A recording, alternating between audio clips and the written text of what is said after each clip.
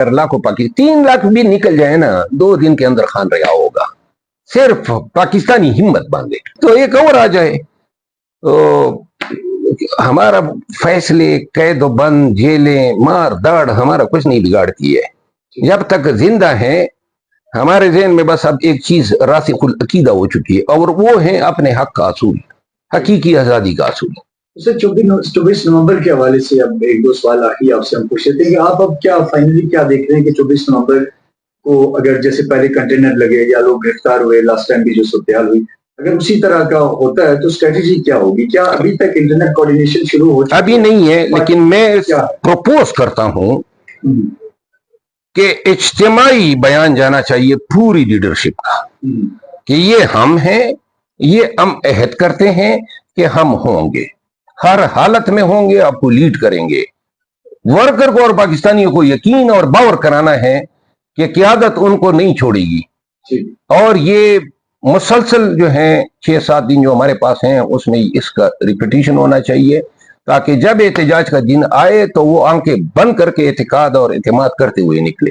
जब लीडरशिप होगी सारी अपोजिशन, सेनेट के MPAs और मेंबरान नेशनल असेंबली और मरकजी काबीना और सूबाई काबीना, तो मेरा ख्याल है हर एक एतमाद एक दूसरे पे बढ़ेगा और वर्कर जो हैं इस वक्त तक आप देखें आपके अलावा शायद ही कोई बंदा हो ऐसा कि जो इसके ऊपर कोई बात कर रहा है या कोई लामल दे रहा है। मुझे इल्म नहीं है कि क्यों नहीं करेगी ये अगर इंटरनल कोऑर्डिनेशन ही नहीं होगी। इंटरनल कोऑर्डिनेशन अभी तक नहीं है और अगर है कोई किसी लेवल पे है तो शायद मुझे उसका हिस्सा नहीं बनाएगी।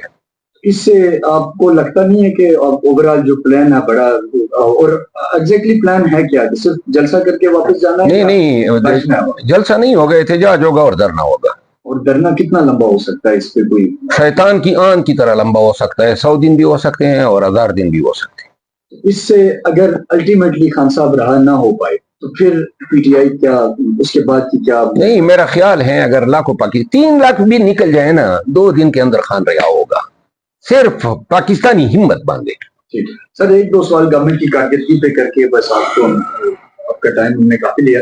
एक तो स्मोक एक बड़ा मसला इस वक्त लाहौर में बना हुआ है, उसके ऊपर बड़ी बात हो रही है। एक मरीम नवाज साहिबा बाहर थी लंदन में, वहां उन्होंने स्टेटमेंट दी तो उस पर फिर कुछ इंडियन साइड से भी रिस्पॉन्स आया। आप क्या देख रहे हैं कि ये जो क्रिटिकल इश्यूज हैं पब्लिक के, इनके ऊपर क्या कैसे इसको बेहतर करना चाहिए, कैसे एड्रेस करना चाहिए? स्मोक कहीं उस दिन इस्लामाबाद में भी अगर हो गई 24 नवंबर को आपके जलसे को कहीं डिस्टर्ब नहीं करेगी?